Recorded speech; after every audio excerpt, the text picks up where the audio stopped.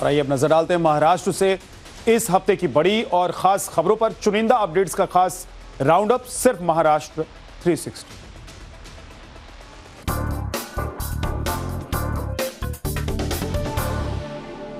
महाराष्ट्र में विकास को नई रफ्तार देने वाले बड़े प्रोजेक्ट्स, ग्रामीण क्षेत्रों से जुड़े अहम फैसले, महिला सशक्तिकरण की पहल और लोगों तक सीधे सरकारी योजनाएं, इन सभी बड़ी खबरों पर एक नजर। पेश है हमारा खास सेगमेंट महाराष्ट्र 360। मुंबई में कनेक्टिविटी को और बेहतर बनाने की दिशा में कोस्टल रोड परियोजना पर तेजी से काम जारी है। मुख्यमंत्री देवेंद्र फडणवीस ने मुंबई कोस्टल रोड के उत्तरी हिस्से के निर्माण कार्यों की समीक्षा की है।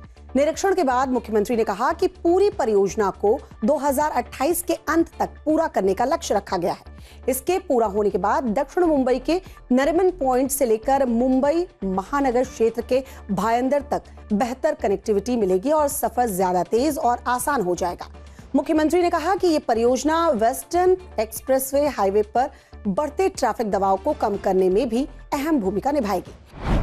मुंबई का 60% ट्रैफिक ये वेस्टर्न एक्सप्रेसवे से जाता है और उसको डीकंजेस्ट करने के लिए अब सीधा जो हम लोग देख सकते हैं कि नरीमन पॉइंट से लेकर तो भाईंदर तक सिग्नल फ्री रोड हम लोग एक प्रकार से इससे तैयार कर रहे हैं। सर, कब तक चालू हो जाएगा प्रोजेक्ट? ये हम लोगों का प्रयास है कि पूरा कंप्लीट प्रोजेक्ट ये अक्टूबर, नवंबर या दिसंबर 2028 तक हो जाए।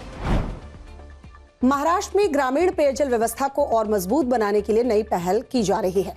मुख्यमंत्री देवेंद्र फडणवीस ने राज्य की ग्रामीण जल आपूर्ति योजनाओं को चरणबद्ध तरीके से सोलर ऊर्जा से जोड़ने पर जोर दिया है।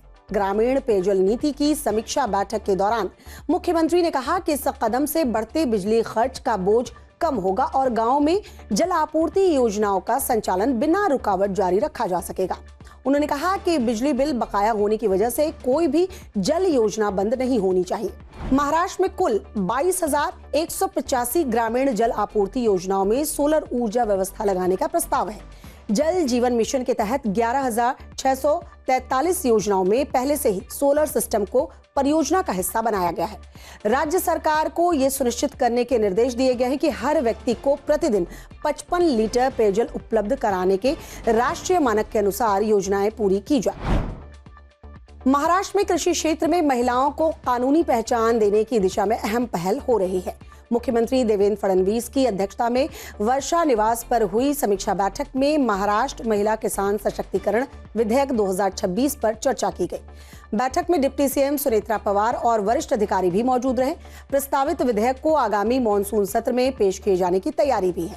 इसका उद्देश्य कृषि और उससे जुड़े क्षेत्रों में काम करने वाली महिलाओं को स्वतंत्र कानूनी पहचान दिलाना और उन्हें ज्यादा अवसर उपलब्ध कराना है। डिप्टी सीएम एकनाथ शिंदे को शासन अपल्यादारी पहल को सफलतापूर्वक लागू करने के लिए प्रतिष्ठित स्कॉच अवार्ड से सम्मानित किया गया है। ये पुरस्कार वर्ष 2024 में घोषित किया गया था, जिसे मुंबई स्थित उनके आवास पर स्कॉच ग्रुप के प्रतिनिधियों ने औपचारिक रूप से प्रदान किया। मुख्यमंत्री रहते हुए एकनाथ शिंदे के कार्यकाल में शुरू की गई शासन अपल्यादारी पहल का उद्देश्य सरकारी सेवाओं और कल्याणकारी योजनाओं का लाभ सीधे लोगों तक पहुंचाना था। देश भर से विभिन्न श्रेणियों में शामिल 280 परियोजनाओं में से महाराष्ट्र के इस मॉडल का चयन किया गया। इस पहल के जरिए 5 करोड़ से अधिक नागरिकों तक सरकारी योजनाओं का लाभ पहुंचाया गया। इस अवसर पर एकनाथ शिंदे ने कहा कि यह सम्मान राज्य प्रशासन के सामूहिक प्रयासों का परिणाम है। उन्होंने कहा कि सरकार आगे भी महाराष्ट्र के लोगों तक कल्याणकारी योजनाओं का लाभ प्रभावी तरीके से पहुंचाने के लिए प्रतिबद्ध है। पुणे ग्रैंड टूर 2027 अंतर्राष्ट्रीय साइकिलिंग प्रतियोगिता की तैयारियां तेज हो गई हैं। डिप्टी सीएम सुनेत्रा पवार ने पुणे में इस प्रतिष्ठित प्रतियोगिता की तैयारियों की समीक्षा की और संबंधित सभी एजेंसियों को बेहतर समन्वय के साथ काम करने के निर्देश दिए हैं। उन्होंने कहा कि पहले संस्करण की सफलता के बाद अब इस प्रतियोगिता को बड़े स्तर पर आयोजित करने की तैयारी की जा रही है।